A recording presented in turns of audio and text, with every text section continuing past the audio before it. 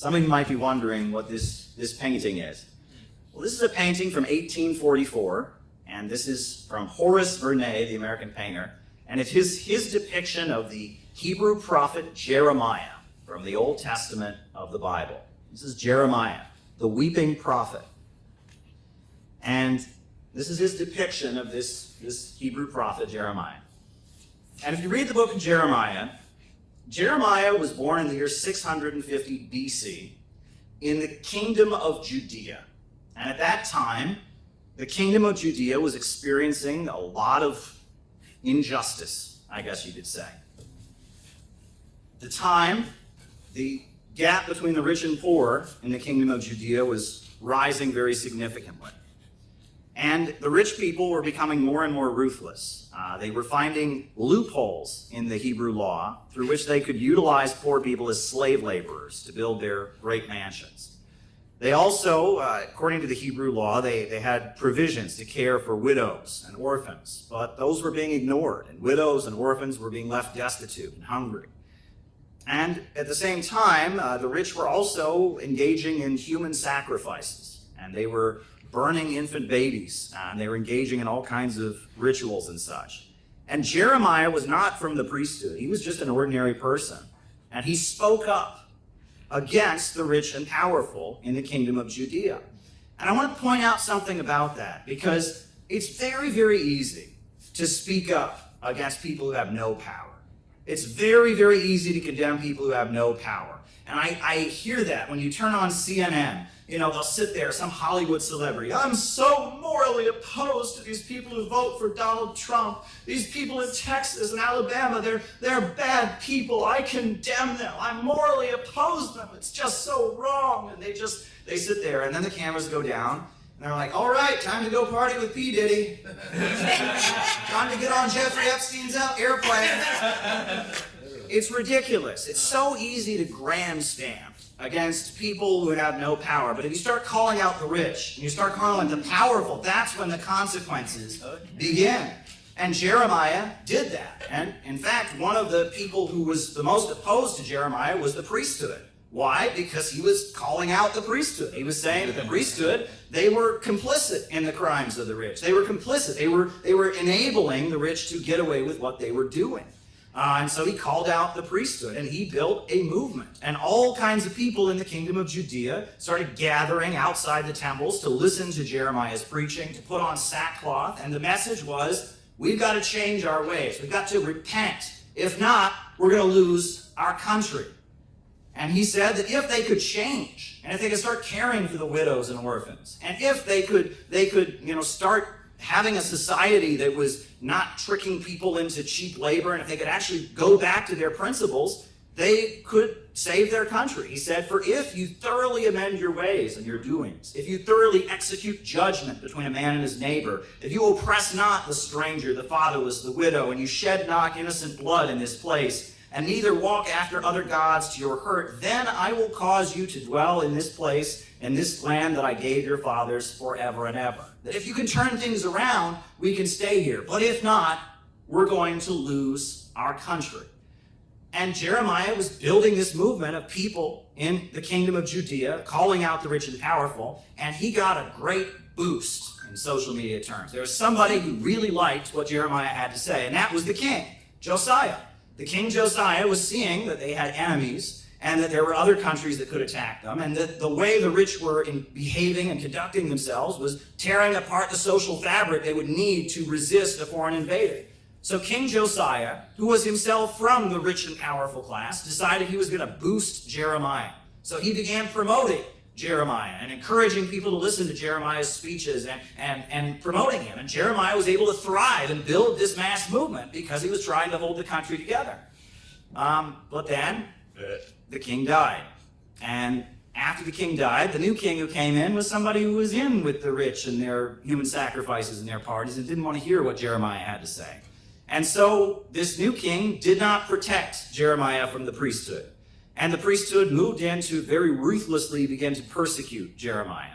Jeremiah was publicly flogged, and he was placed into a pillory in front of the temple. And his family abandoned him and denounced him. And the Priests even forbid him from ever getting married because they wanted to just stick it to him, right? Imagine such an awful thing to do to somebody, to deny them the right to get married. And if you read the book of Jeremiah, chapter 20, he's crying out to God as he's in the pillory, as he's being humiliated, as he's being persecuted. He's crying out to God and saying, I wish I didn't have to say this. I wish I didn't have to speak the truth. And he says, I wish that I could just have held it in and not said these things that would get me in so much trouble. He says, then I said, I will not mention him nor speak any more his name.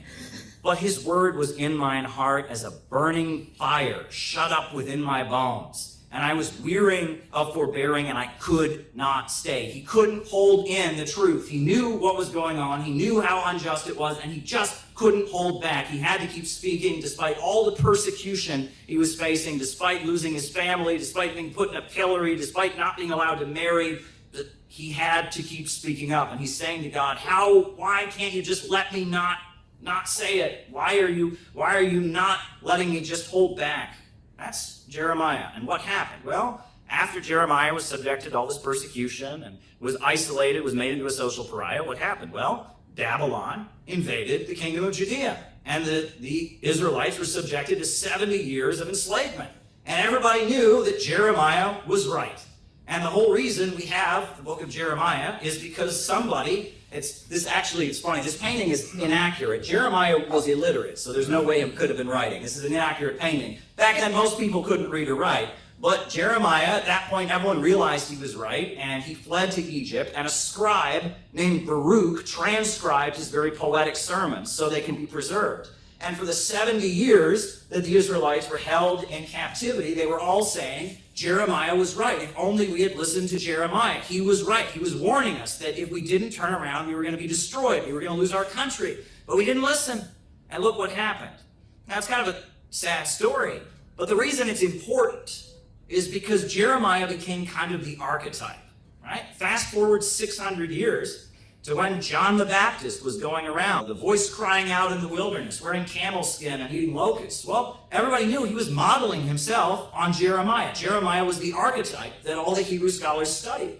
And later, we've all heard that one of the famous deeds of Jesus Christ is driving the money changers out of the temple. Well, what did Jesus Christ say as he was driving the money changers out of the temple? He says, you have converted my Father's house into a den of thieves.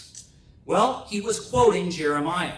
And to the people that were listening to him in the temple, the scribes, the Pharisees, that word ringed well because Jeremiah had said those very same words in that very same place. So Jesus was quoting Jeremiah.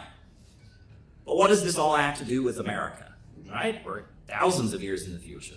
Well, I think that has quite a lot to say about our time. But why do we have the Second Amendment in the United States? Why do we have the right to bear arms? We have the right to bear arms because our country was started by English religious dissenters. In England in 1649, there was a war between the Parliament and the King. And the King aligned himself with the Church of England. And so the Parliament, which represented the emerging capitalist system overthrowing feudalism, aligned itself with the Puritans and the Roundheads and the Muggletonians and the Ranters and the Quakers and all kinds of radical street preachers who didn't go along with the Church of England. And they rallied and they protested and they built an army and they defeated the King of England and they cut his head off in 1649. They cut the head of the King of England off. Oliver Cromwell led the English Civil War in which the King of England was beheaded. The English Civil War was quite wild. There was one of these religious dissenters was the Diggers. And they seized control of St. George's Hill. And they created an agricultural socialist commune in England.